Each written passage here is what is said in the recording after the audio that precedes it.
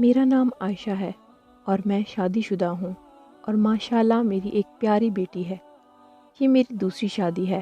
پہلی شادی کسی وجہ سے نہیں چل سکی، لیکن دوسری شادی میں بھی سکون کا ایک لمحہ میسر نہیں آیا۔ کہنے کو میں ایک بہت بڑے گھر کی لڑکی ہوں۔ میرے والدین بہت پیسے والے ہیں اور کبھی کسی چیز کی کمی دیکھنے کو نہیں ملی۔ ساری خواہشیں وقت سے پہلے اور ضرورت سے زیادہ پوری ہوئی ہیں، مگر سچ کہا ہے کسی نے، خوشیاں پیسوں سے نہیں خریدی جا سکتی۔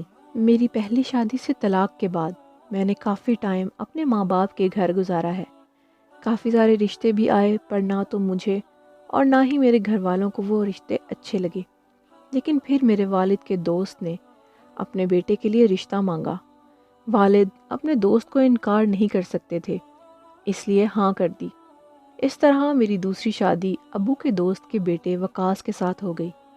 شروع میں تو سب بہت اچھا رہا، میں بھی خوش تھی اور وقاص بھی اس شادی سے خوش تھے۔ زندگی بہت ہی اچھی گزر رہی تھی، اور پھر شادی کے کچھ عرصہ بعد وقاص نے ضد کی کہ میں اس کے کاروبار کے لیے ابو سے پیسے مانگوں۔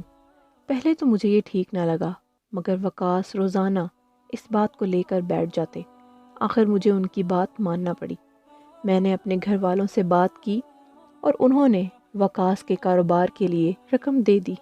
وقاص پہلے شوبز میں کام کرتے تھے اور وہ مجھے کہتے کہ میں نے کوئی اور کاروبار کرنا ہے، اس لیے مجھے پیسوں کی ضرورت ہے، مگر پیسوں کے ملنے کے بعد پتہ چلا یہ سب انہوں نے ڈرامہ کیا تھا۔ وہ تو صرف اپنے بھائی کو کاروبار کروا کر دینا چاہتے تھے۔ وقاص نے کچھ دن تو بھائی کے ساتھ کام کیا اور پھر سے اپنا شوبز والا کام کرنے لگے۔ وقاص خود شوبز میں کام کرتے تھے، وہ ماڈلنگ اور ایکٹنگ کرتے تھے اور اس کی بہت زیادہ لڑکیاں دوست تھیں۔ شروع میں مجھے برا نہیں لگتا تھا، پھر آہستہ آہستہ وقاص کا مجھ سے دل بھر گیا۔ کبھی کبھی مجھے لگتا تھا کہ یہ شادی صرف میرے پیسے کے لیے ہوئی ہے۔ وہ گھر آ کر بھی ساری رات دوسری لڑکیوں سے باتیں کرتے رہتے۔ سچ کہوں تو اب میری حیثیت گھر کی نوکرانی سے زیادہ نہ تھی۔ میں سارا دن گھر کا کام کرتی، شام کو جب وقاص آتے تو انہیں کھانا دیتی اور رات کو ان کی ٹانگیں دباتی اور آنسو بہاتی رہتی۔ لیکن وقاص اب مجھ میں دلچسپی نہیں رکھتے تھے اور وہ میرے سامنے دوسری لڑکیوں سے خوش گپیاں کرتے رہتے۔ ان کے موبائل میں دوسری لڑکیوں کے ساتھ تصویریں ہوتی۔ اب وہ زیادہ ٹائم دوسری لڑکیوں کے ساتھ گزارتے تھے، اور جب میں کچھ بولوں یا ان کی امی سے کہوں تو وہ بھی ان کا ساتھ دیتی اور کہتی ابھی جوان ہے، وقت کے ساتھ ساتھ ٹھیک ہو جائے گا۔ اگر میں ان سے زیادہ کہوں تو کہتے ہیں میرے ساتھ رہنا ہے تو یہ سب برداشت کرنا پڑے گا، ورنہ طلاق لو اور دفع ہو جاؤ۔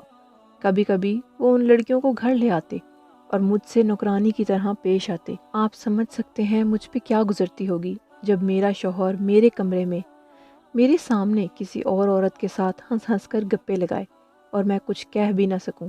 میں بہت بے بس ہوں۔ میری ایک بار پہلے طلاق ہو چکی ہے، دوبارہ کیسے ہمت کروں، کیسے سامنا کروں گی معاشرے کا، کیا کروں، کہاں جاؤں، کچھ سمجھ نہیں آتا۔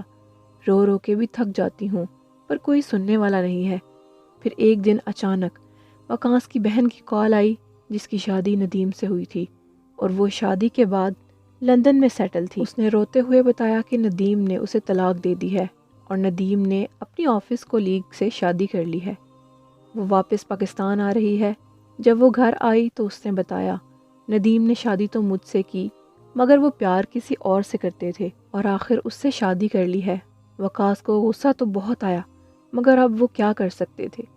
اس دن سے وقاص بہت چپ رہنے لگے اور دل ہی دل میں یہ سوچ کر ندامت محسوس کرنے لگے کہ جو کچھ میں اپنی بیوی کے ساتھ کرنے جا رہا تھا، آج وہی سب کچھ میری بہن کے ساتھ ہو چکا ہے۔ اب وقاص میرے ساتھ بہت اچھی طرح پیش آتے ہیں، میرا بہت خیال رکھتے ہیں۔ میں نے کبھی سوچا بھی نہیں تھا کہ وقاص مجھے اتنا پیار بھی کبھی دیں گے، مگر یہ سچ تھا۔ مجھے تو ایسا لگتا جیسے مجھے دنیا کی ہر خوشی مل گئی ہو، اور میری نند کا بھی ایک اچھی جگہ رشتہ طے ہو گیا ہے اور کچھ دن تک اس کی شادی ہے۔ ویڈیو پسند آئے تو ویڈیو کو لائک کیجیے گا اور ہمارے چینل اردو کائنات کو سبسکرائب بھی۔